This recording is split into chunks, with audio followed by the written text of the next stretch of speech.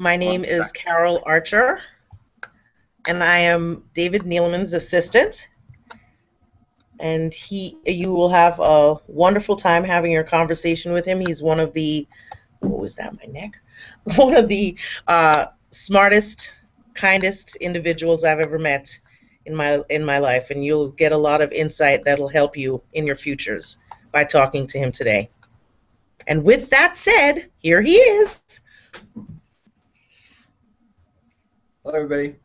Must be close to bonus time. Carol's saying so many nice things about me. Hey, so great. It's great to be with you. And Sterling, thank you for the invitation. Sterling wanted me to talk a little bit about some of my difficulties in learning, difficulties and differences, as we say nowadays, and some of the challenges I had. And, you know, I was a product of public school in Utah. Went to Brighton High School, and just kind of bluffed my way through high school a bit. You know, I never really learned how to read or write, or, you know, had a lot of challenges, and fortunately had the kind of blessing of my life to go off to Brazil on a mission, and I learned how to discipline myself and learned a second language, and also had the good fortune of being born in Brazil, and so I have dual citizenship with Brazil. And when I came back from my mission, I was a lot more focused and a lot more, at least had taught myself how to learn a little bit. So I went to the University of Utah, and started. I did better, got some good grades, but I was just completely, really didn't like school. I mean, school was a tough thing for me because, you know, I'm a procrastinator by heart, and I wanted to kind of get out in the real world, and so I ended up, and I don't recommend this, don't recommend it to my kids, but I started a business on the side, which became successful, and so I dropped out of college and never really finished, but and then started a business, and then that business failed because of another company we were buying stuff with. Another airline failed, and then I ended up working at Morris Air, and started Morris Air, and started WestJet in Canada, started JetBlue, and now in Brazil with Azul. So I guess just a few things from my experience, and one of the things I try and teach kids that are particularly in school is that, you know, when I made it back to the East Coast here, I live in Connecticut. Today I'm speaking to you from our offices in Darien, Connecticut. I really saw this huge emphasis on education, and it's really important to have education. But there was just a crazy focus on these kids, that a lot of the kids that had learning disabilities or learning differences or had ADD, and it really bothered me that there was a lot of focus. And so I became involved with an organization called Smart Kids with Learning Disabilities, and so I've spent a lot of time talking to kids with ADD and trying to explain to them, you know, and what I always tell them is two things. Number one is never give up. You got to work hard as you possibly can. Work hard at everything you do. Never give up. You know, and stay positive. It's very, very, just, you know, extremely important. And then the second thing is you have to follow your passion. You know, your parents may want you to be a lawyer or to be, you know, an engineer or something, and that's awesome. Those are two good professions, but you need to find something that you're very, very passionate about. You know, you know, if you find there's, you know, these traits about at least the type of, there's all kinds of different ones, but that you can be distracted, you can be disorganized, you can procrastinate and not get things done, but then there's one thing that you're really focused on, and that thing that you're really focused on, the thing that you love, you can be the best at it. You're just the best in the world at it. Nobody will be better than you because you devour everything about it. You adore it. You love it. And then you're the best at it. And so when I talk to kids, find out what your passion is. Find out what you adore, what you love, and then go focus on that. You know, and it can be all kinds of different things. You know, it could be, I know one kid that is 14 years old, was like world champion bass fisherman. And so he just followed his passion, and there's a lot of ways he could go in that profession, and not necessarily a way to make money, but there is if you run a Bass Pro Shop or do bass fishing guides or whatever. He could be the best builder, maybe even have his own TV show. And so, and there's all kinds of different things. And for me, it was being an entrepreneur and starting businesses and really looking at a business that was a really complex industry like the airline industry and saying, we can do this better, we can do it more simply, we can make it happen. So, I think what's important is, kind of a sobering story that I was told one time by one of our flight attendants at JetBlue. She came to talk to me and she said, it's so important that you're talking a lot about learning differences and learning disabilities and ADD because it really could be a matter of life and death. And I said, what do you mean? And she said, my father divorced my mom and then he married this other lady and they had 2 kids, and one kid was just scholastically brilliant and scored the top on all the tests and went off to Princeton. And the other son was more gregarious and outgoing and really smart in his own way, but just didn't do well on the tests and really disappointed his mother, and she put a lot of pressure on him, and eventually he ended up taking his own life. And a really sad story. And she said 1,200 kids from the high school came to his funeral, and he was just a really known as this unbelievable kid that loved everyone, loved life, but he just disappointed his mother because he thought he was stupid. So, and there's no doubt in my mind whatsoever that had, the mom understood that and understood that he has differences and he needed to follow his passion and really find what excites him in life, that he would have been much more successful than his scholastically smarter brother. So, it's exciting. I've always said that if you have ADD, I have it, and I wouldn't, if I could take some medicine and I don't have a problem with, if people need to take medicine to focus, and I haven't done it, but if I could just take a cure-all pill and say you won't have it anymore, I certainly wouldn't take it, because it's been really a great blessing in my life to kind of think differently and do things differently than others. So it's something that I'm pretty passionate about, as you can tell, and I really want kids to succeed and be happy and really follow their passion and do those things that they can be their best at. So with that, I can take questions or whatever. I know Shorty wanted me to talk to you about 15 minutes, and we can take questions. Maybe starting you can start off with some questions, and we can go from there. Okay, guys, my camera's not working, so you might not be able to see me. Might be able. I don't know. It might come in and out. Anyways, questions are now open on I think it's the left side of your screen. You'll see the chat icon, and then there's a question icon. And anyone that submits a question will be put into a drawing to win limited edition beat mixers. They're awesome. I think they're cool. So anyways, I'm going to share that. You can go to the website and submit one, or you can just submit one by clicking on the question icon. It's up to you.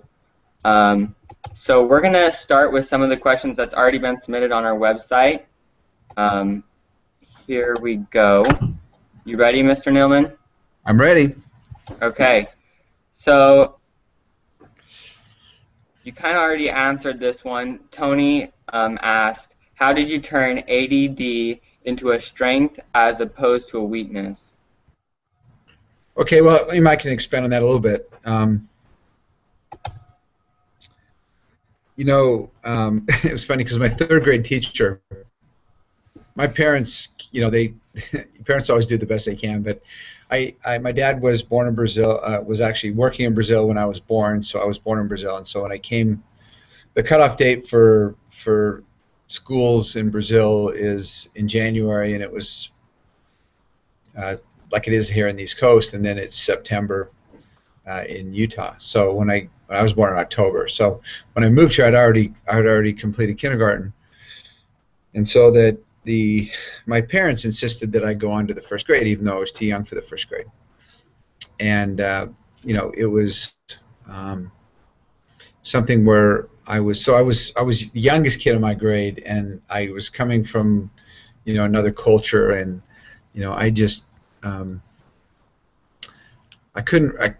just really struggled, and I should have been a grade behind. It would have helped probably, I think. I don't know for sure. But by the time I got to the third grade, they were saying to my parents, hold him back. This kid should repeat the third grade. He should repeat the second grade. And then my third grade teacher said something that was interesting. She said, he's really smart. He's a really brilliant kid. And if he can just hire an assistant like Carol, hire people to take care of other things in his life and do things that he needs to do, he'll be very successful if he ever has enough money to hire someone to help him out. So that was kind of prophetic from my Mrs. Allen, my third grade teacher, and it kind of went on. So I think what you learn about ADD, and I didn't know I had it until I was in my 30s actually. My younger brother was diagnosed with it, and then my mom sent me this book. It was called Driven to Distraction. It was a book written by Ned Hallowell. And, of course I couldn't read the book because I was too distracted, but there was 21 criteria, and I read those criteria, and I knew for a fact that I had it at that time. And it gave me such peace of mind knowing, because I just thought I was stupid in some ways. And this is after I had already started a company, sold a company, but I still was very self-conscious about, my ability to kind of read out loud and to be able to write, proficiently and prolifically. So, it helped me to understand that, really what I had. And so what I've always tried to do is surround myself with people who complement my deficiencies. So, I have a great assistant that takes care of my calendar, and I have someone else who does all the financial stuff, and I have an assistant in Brazil, and so I have a lot of people surrounding me, a chief financial officer that keeps track of all the financial stuff, and people that and then it leaves me available to kind of dream and scheme and kind of build the company, and then other people around me can kind of make sure that all those important things get done that I don't like to do. So you need to do what you're good at, and then make sure that you have other people do the other stuff. Now, not all of you can afford to hire somebody to do all that, and so one of the recommendations in the book was that you really come up with a system of, you write down those things that have to be done every day, and you keep track of it, and then you prioritize it, and you force yourself just to check things off the list and make sure they get done. So those essential things get done on a daily basis until you can make somebody help you do that yourself. So that's kind of my suggestion.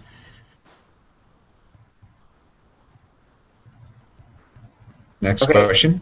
Yeah, okay, next question. We have, let me grab one. This is from an 8-year-old, and he says, he's 8.5 years old actually. I have been passionate about all that has to do with planes for the last 3 years. Flying any planes, airlines, companies, airports. I do want to start my own airline company as soon as possible. What would be some advice you could give me if you were in my shoes? I guess study hard in school, work hard, and get through school. And it's a fun hobby to have. There's this 8-year-old has been cursed in a sense. There's a lot of people that are fascinated by aviation. I'm not sure what it is, but hasn't been the easiest way to make a living for a lot of people. Been a lot of airlines that have failed over the years. But what I did is I just read a lot about different airlines and different airline strategies, and get your hands on as many books as you can read about it if that's your passion. But at the same time, you have to make sure you're doing the best in school you can possibly do, and live a well-rounded life, and make sure you get through high school and get through college, and then opportunities will open up for you. Thanks. Okay, Ashton asked, let me hold that. What would you do differently if you could as a teen? What would you do differently if you were a teen again? Oh, if I was a teen again, yeah, there's a lot I'd do differently because I didn't do much as a teen. I would not watch as much Gilligan's Island, which you don't know what that is, because that was I'd come home and watch TV every day after school. I was very unfocused. I was very undisciplined. I would I certainly would study more. I can't tell you one single book that I read in high school. I don't think I read a single book. Um, so I would spend more time reading, but reading things that I was really interested in, trying to find something that was a passion of mine. It's certainly a lot easier for all of you today because you've got the internet. You can just Google aviation, airlines, and you can just read. You can be on your computer all day. You have access to information at your fingertips. I would have had to go to the library and get a book, and that just was, not in the cards for me. So I think I would try and find something that really interested me. I kind of felt like I was going to be an entrepreneur. I did work with my grandfather in a grocery store. So I would, kind of maybe look at starting a small business or, doing something that I could probably do something better than everybody else. Even if it was a lawn mowing business or whatever, hiring kids to do it, and just trying to find a need and filling it, and maybe starting a business or learning or figuring out what I liked and not spending so much wasted time just hanging out or watching TV, or playing video games in your case, trying to make something really productive of your life and kind of starting to get into business and be an entrepreneur earlier in life. Okay. We have another question, and this one, what would you do? Oh no, she already asked that. Also, how can someone find their passion, and what are your feelings on giving back and serving? It's hard. It's kind of like saying, what does salt taste like? You have to determine what your passion is. If it's horses, if it's mountain climbing, or if it's airlines, if it's cars, if it's, there's, everyone, thank goodness, everybody's different. And, you have to figure out what your own passion is. And there has to be something that you're fascinated by or interested in and love. And so, experience some things, read about different things, find something that really interests you. And so I think only you can determine, really what your passion is. What was the second part of that question? Starting? Hello? Hello? What's your opinion on serving and giving back? Oh, serving and giving. Good. No, that's amazing. Serving and giving, it's everything, really. I mean, after I got through with JetBlue, I certainly had plenty of money to kind of golf, move to St. George and golf the rest of my life and hang out at our ranch up in Zion. Zion Ponderosa, for those of you that live in the Park City area that want to go visit. I really want to do something and help and serve, and I have a passion for education. I have a passion for, ADD and helping kids, and so I really wanted to do something in Brazil to change the lives of Brazilians, and so I made a visit to Brazil, and it's where I was born. It's where I served my mission. And went down there and saw that aviation really needed a big boost there. So I got some investment money together and went down to Brazil and took 10 people with me, JetBlue people, and we started Azul, which means blue in Portuguese and Spanish. And today Azul has 150 airplanes. We employ 10,000 people and fly about over 20 million people a year, and have really changed the face of aviation in Brazil. We do 25% of all the aviation business in Brazil after 5.5 years. So it's really changed people's lives. We fly to 105 cities. Our competitors only serve 50 cities. So we fly to 50 more cities than those other people do. So more people are flying every day that have never flown before. More people are working at airlines. People are we train people from the ground up to be pilots, or pilots where they always had a dream of being a pilot, or they're technicians on aircraft, or flight attendants being able to fly, and now we're flying to the United States. So we've changed people's lives, and my mantra with that company is with Azul is I want this to be the best job you've ever had, and I think pretty close to 10,000 people, can say that that's the best job they've ever had, and it's really absolutely gratifying. And 25 million customers can say, "Wow, I'm so happy for Azul. I can fly for less money." And we've really changed things. So I did it because I love Brazil and I wanted to make a difference. And I think giving back is critically important. And obviously, the University of Utah was in here today trying to get scholarship money from me, and there's a lot of people that want. There's a lot of good causes which I give to, and if you can't do that unless you have money. And if you have money, you can help out a lot of people as well, not just people that work for you and conduct business, but other people that can be helped by that. So it's a great feeling. Okay, this one kind of goes along with that last question. Well, goes further into it. How do you produce profit in a highly competitive airline industry while maintaining low fares and customers-oriented benefits like JetBlue offered or offers and Azul? Well, I think it's just doing things smarter. A lot of airlines, we for example, our competitors have really high costs. They just don't do things well. They don't use technology well.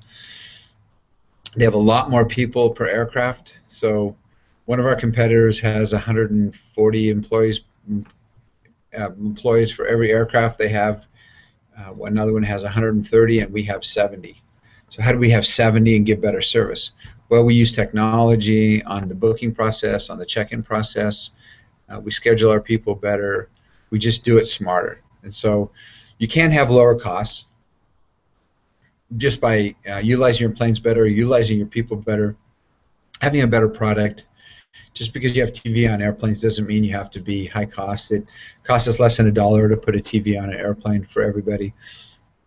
But maybe some airlines waste $5 a customer and other things that people don't really care about. So it's just doing it better, doing it smarter, and in the way that you do your costs, do your revenue allocations, and everything. It's pretty complex, but once you kind of got it figured out, then it's a model that really works, and it has from Morris Air to WestJet to JetBlue and now to Azul.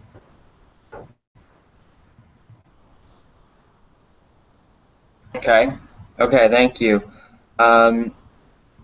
This question is from Lucas, and he asked, what is the difference between the education you got in school and the education you had in your business, and where you were failing and where you had success? Okay, so school serves a really valuable part of our upbringing, and the good thing about school is it teaches you how to learn.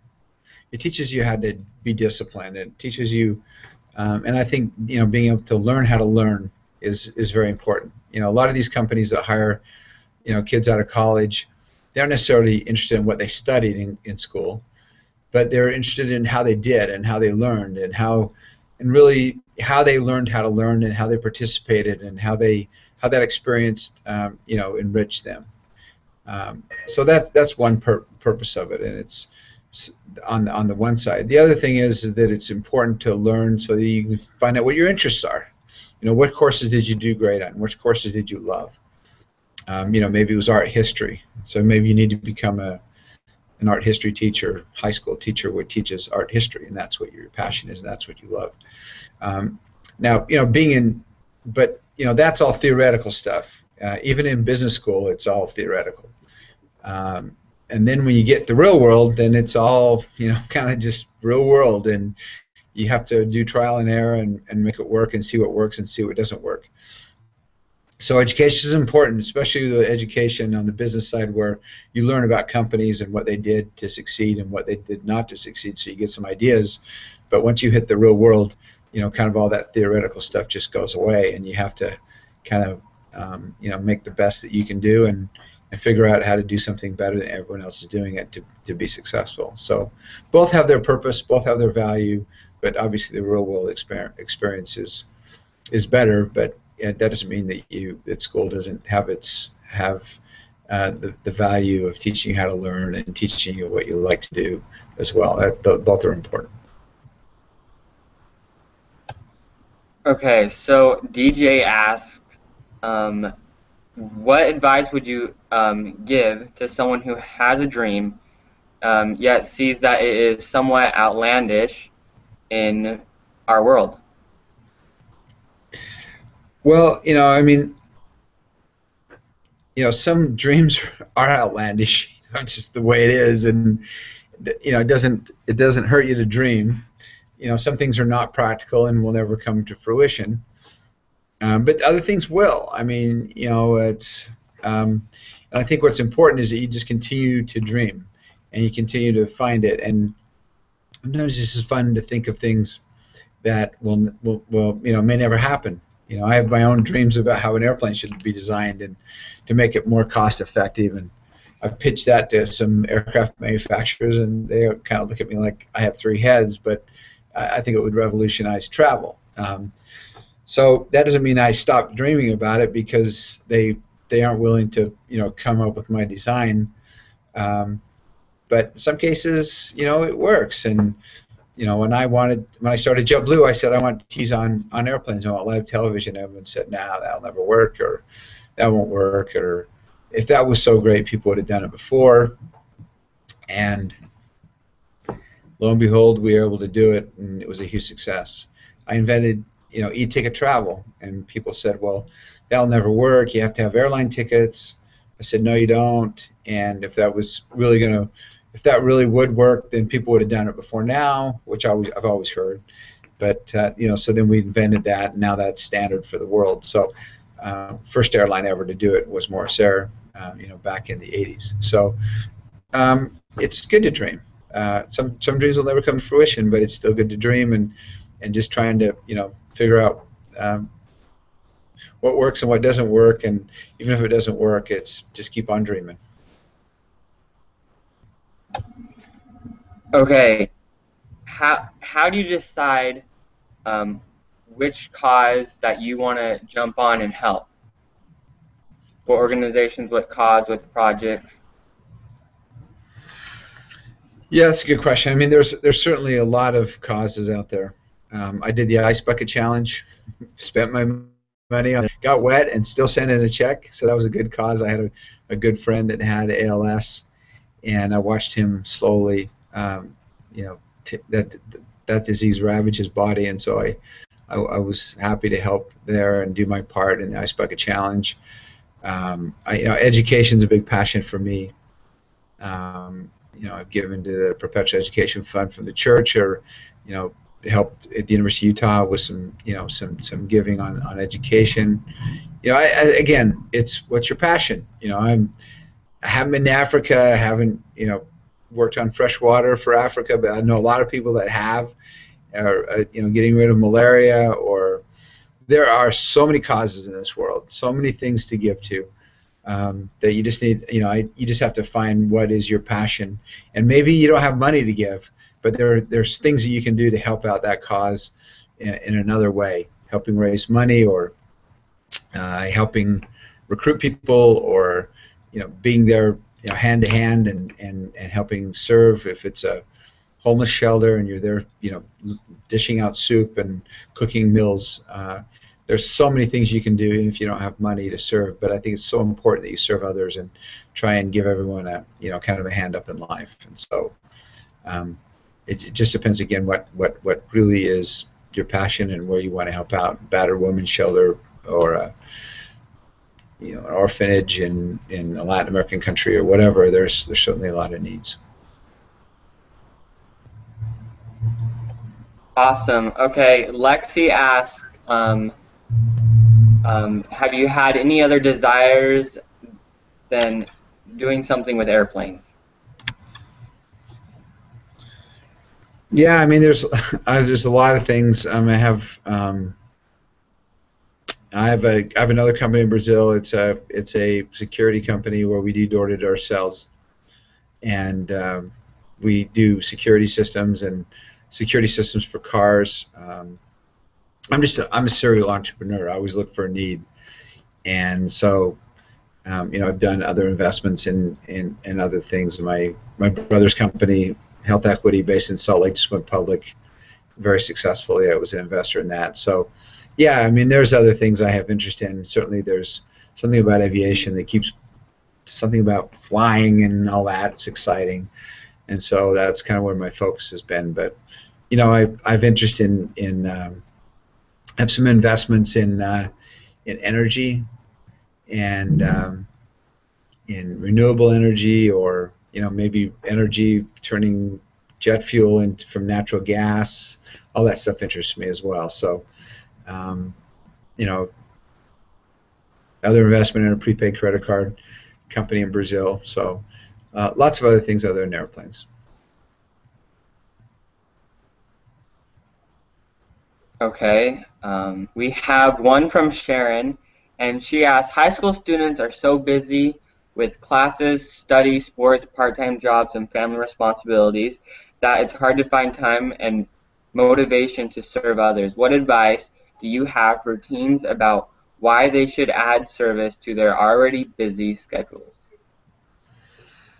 Well, service for a teen could come in many different ways, and I understand having busy kids. I've got my kids are overprogrammed. Same way. They're starting with early morning seminary at 6 o'clock in the morning, getting home from school and 4 hours of homework and sports, all that stuff. It's crazy. So maybe something for a teen as simple as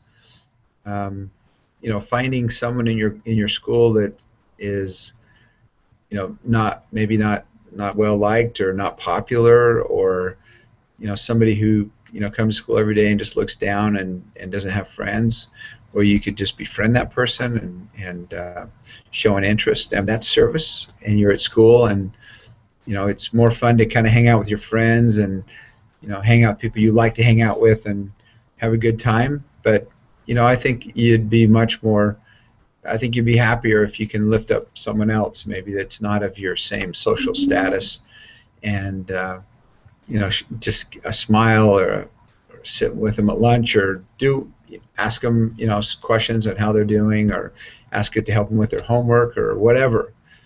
There's service you can do just amongst your friends. Simple little things that would make your day happier and their day happier as well. To maybe just setting some time apart on a Saturday for a couple of hours and say, I want to dedicate these 2 hours to do service. And so I think service is really important. If you do it through your church programs, or you talk to your leaders and say, hey, what can we do in the community? We want to do some service to help out once a month or once a quarter.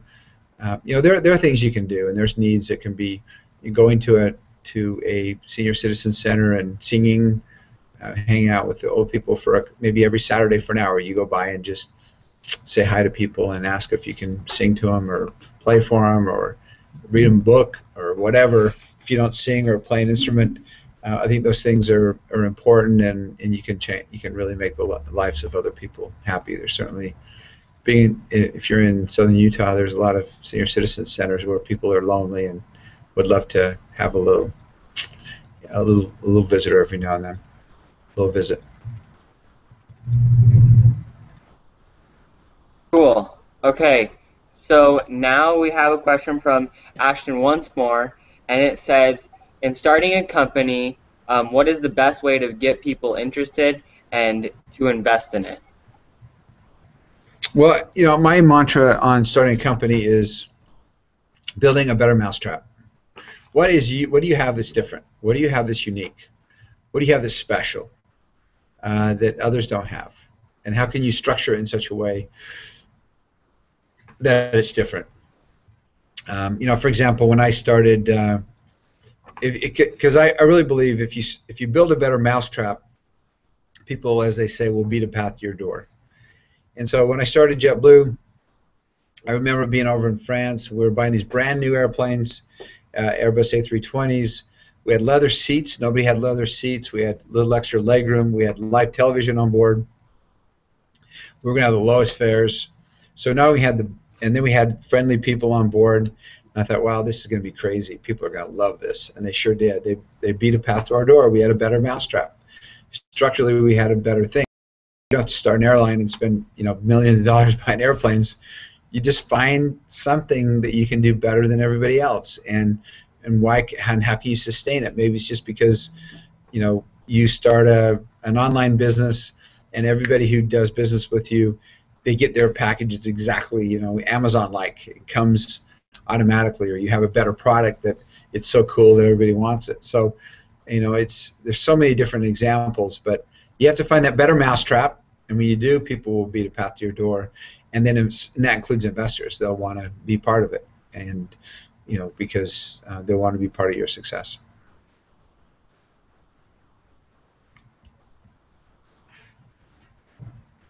Okay, there's a mom that has ADHD with kids that have the same, I guess the same gift as ADHD. And It runs in the family. Pardon me? I said it runs in the family, so I'm not surprised. Okay. Anyway, she is a member of the Experiential Learning Club of DSU, where she's trying to get a monthly group to encourage these guys, teens, other people, to start their own business, and she wants to know how to suggest to parents trying to organize monthly meetings to focus on about business in St. George and Springdale area. How do you do that? Yeah, it's a good question. It's I think you just got to find. Certainly, there's a lot of passion on the parent side, and certainly this mom, if she has ADD, she's creative, and or get her kids involved in something, and maybe it's I don't know. You got to find the people, and then you got to read up on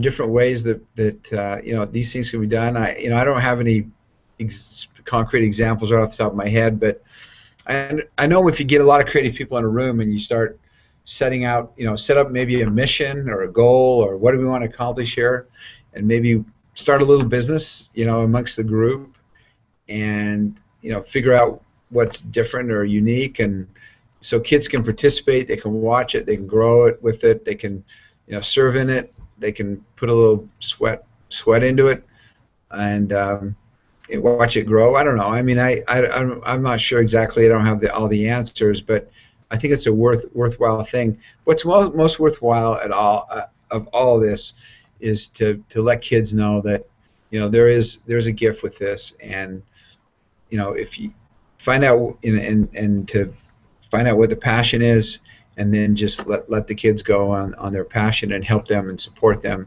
as opposed to criticizing them for not maybe being exactly the way you are. Luckily, this mom has the gift. Not all mothers have it. It's usually maybe the father or sometimes the mother, but it's nice to have a parent that has empathy for their kids and is willing to kind of organize something and help develop their talents and make them feel confident and positive about what they have, as opposed to making them feel kind of negative and that they can't succeed. That's really important. So you need to try and foster that in any way you can. Thanks. The Schnazzy Up team wants to thank David Neeleman for doing this for us. He's awesome. And we wanted to ask you one more question, and then we'll let you go. Okay. Okay. What would you say to children who feel dumb because they learn differently? I would just say don't. I mean, don't let it happen. I spent years and years of my life feeling dumb and feeling inadequate, and it was the most liberating feeling in the world knowing that I had ADD. It was just like, wow, I do have something. And when I read those 21 criteria, and I read the last one that said, but and it talked about, but in all this confusion and all this stuff and uncertainty, you have this ability to hyper focus and this unusual ability to hyper focus and really focus on. I was so relieved. I was just like, wow, I'm not stupid. I actually do have something that's positive and a gift. And so don't give up. Work as hard as you can. Understand that you learn differently. There's a great school in Washington D.C. called the Lab School, and I love the story of the Lab School because they bring these kids in. I actually went to go see the Lab School because of Karl Rove, who at the time, when Simon in the White House, he was working for President Bush, and that guy has ADD, crazy ADD, and his kids have it, and they were having trouble in school, and he got in the Lab School, and they just flourished. And the Lab School, when they learn about medieval castles, they don't read about them in a book. They actually build a medieval castle, and then these kids learn more about medieval castles than anyone's ever learned that would read it in a book. And the kids all go into college, and they're very successful. They learn visually as opposed to scholastically. So don't be discouraged.